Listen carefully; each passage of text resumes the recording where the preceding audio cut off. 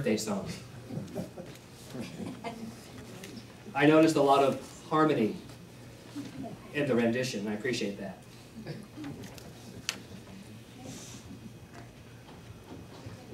So what do you think? It's a different look for me on Sunday. I love Okay? it.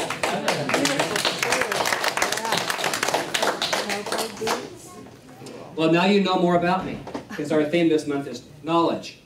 Those of you who didn't know that my early life was in a different state other than California. So today I offer some knowledge about that early life and how it relates to what I understand about who I am today. Because I believe that's very important. So, I was born in Central Texas in a city called San Antonio. Now, it wasn't as vibrant a city then as it is today, because this was like a few years ago. But it contains a vast amount of history and culture and provides numerous tourist attractions, such as the Alamo and the Riverwalk and one of my favorite all-time Mexican restaurants, Cha-Cha's.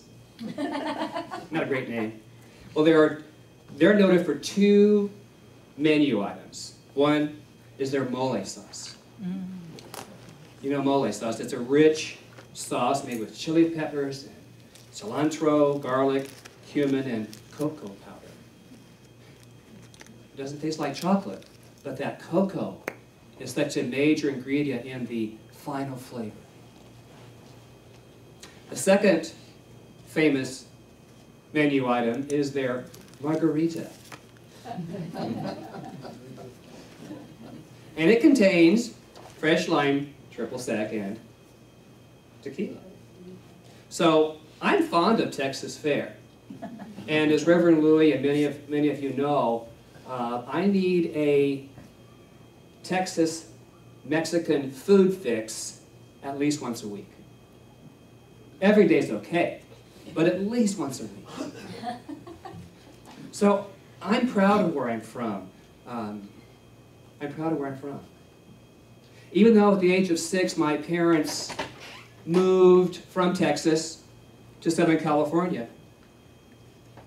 we returned often to visit relatives and to reconnect with that part of my heritage. Some of those memories include driving like a bat, at night, 2 days from Southern California to Central Texas. That's a trip. First day was 12 hours. Second day was about 9. And we went from relative to relative to relative to relative in a period of 2 weeks. As many as 7 different locations, from leaving California to returning to California. From Del Rio to San Antonio to my favorite place by name, Devine. Don't you love that? It's like paradise. My grandmother lived in Devine. Spelled D-E-V-I-N-E. But it sounds the same, Devine. Well, I enjoyed all those visits. I truly did. And I learned a lot about my life. I learned about manners. I learned about house rules, because every house had a different rule. I was taught to pay attention to wherever I was currently visiting, because every house, every person, every individual has different rules about their space. And which relative cooked what favorite dish of mine. I learned to enjoy different foods as well. And the game of Monopoly. That was tradition. So I learned about real estate early. And money. But, we were always on the go. Always on the go. And I thought to myself later, this is vacation. Well, I knew all of that was done out of love. Which is a little bit of guilt. You know, when you visit families, well, aren't you going to stop here? Aren't you going to stop there? Oh, come see us. Oh, okay. Okay. Okay. But out of that, what I came to know for myself is it's good to honor all of that. But it's also good to honor yourself. And so today, for me, when I go on a road trip, I think it'd be great to take a week to get to Fort Bragg. I've never done it. But wouldn't it be great to take your time and go through, say, well, let's stop here. This feels good. Let's eat there. There's some Mexican food with margaritas. You know, anything different. But that's me. Well, those images of my birthplace and those journeys and interactions with the family that I had are my early influencers. They are embedded within me. And I hold them near and dear most of the time. The ones I don't, I say adios, bye-bye, kimosabi. They flavor who I am. They flavor who I am. I don't know about you, but I like knowing where I came from. Do you know where you came from? Do you know where you came from? I like knowing where I came from. And not only the place, but also that culture. The culture. One of my trips to San Antonio with my two siblings, it was our first gathering as adults back to our birth city. We went to a place called the Cultural Museum. And it was so important to me to go there. After the fact, I found out that so many cultures of peoples emigrated into the state of Florida before we were a nation of one. That all parts of Central Europe moved in there. So I wondered, how did my family, looking like this, come out of Texas? Well, we came out of Central Europe. And so a lot of those, and they honor in this museum all the Greeks and the Polish and the Germans and all the different, the Swedes, all the different cultures that have come together in this mix of culture known as Texas.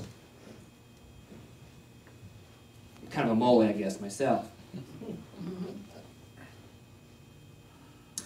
I'm proud of my lineage, and I'm also proud of where I am today. And I'm proud of my willingness to look at what has been wrought out of what has come before. The willingness to look at what has come before us.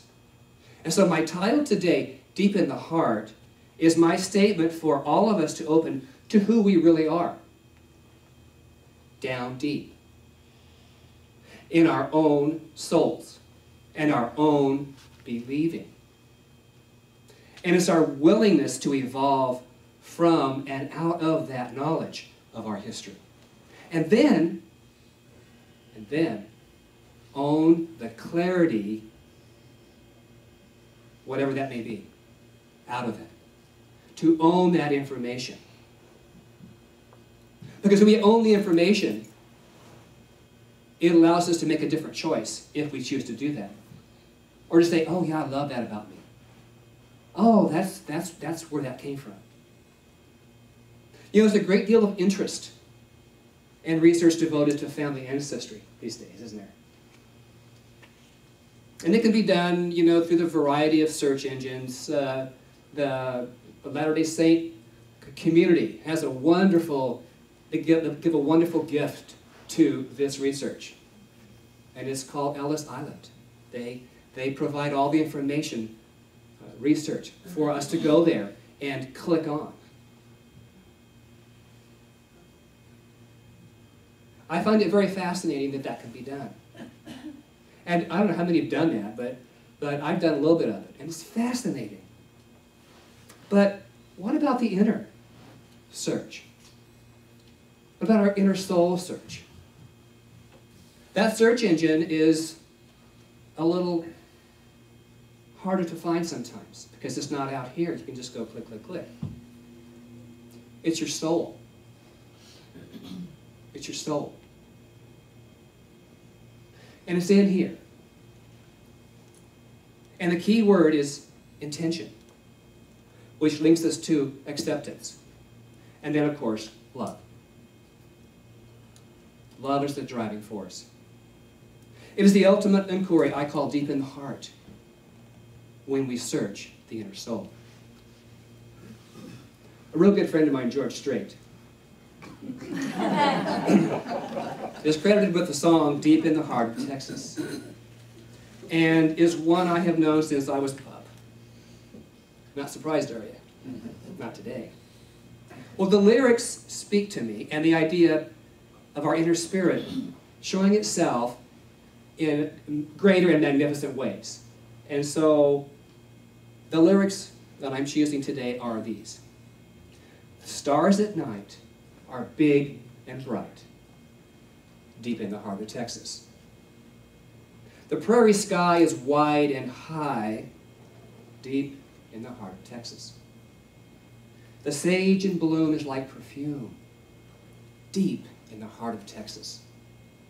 And reminds me of the one I love, deep in the heart of Texas.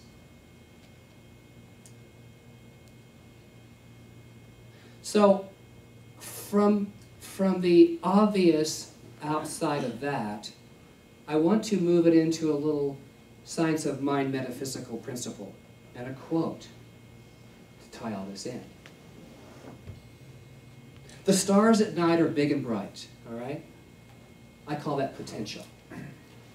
Potential. We are surrounded by a mind or intelligence that knows everything. That the potential knowledge of all things exists in mind. That the abstract essence of beauty, truth, and wisdom coexist in the mind of the universe. That we also coexist in it and draw from it. The stars at night are big and bright. Second, the prairie sky is wide and high. I love that. Prairie sky is wide and high. Well, I believe that stands for that life is for us. Life is for us, not against us. The science of mind, it says, the belief in a life apart from good is a dream from which we must awake if we are to taste the waters of reality which flow from the source of life. We must awake from the false belief that good is a dream. It's not a dream.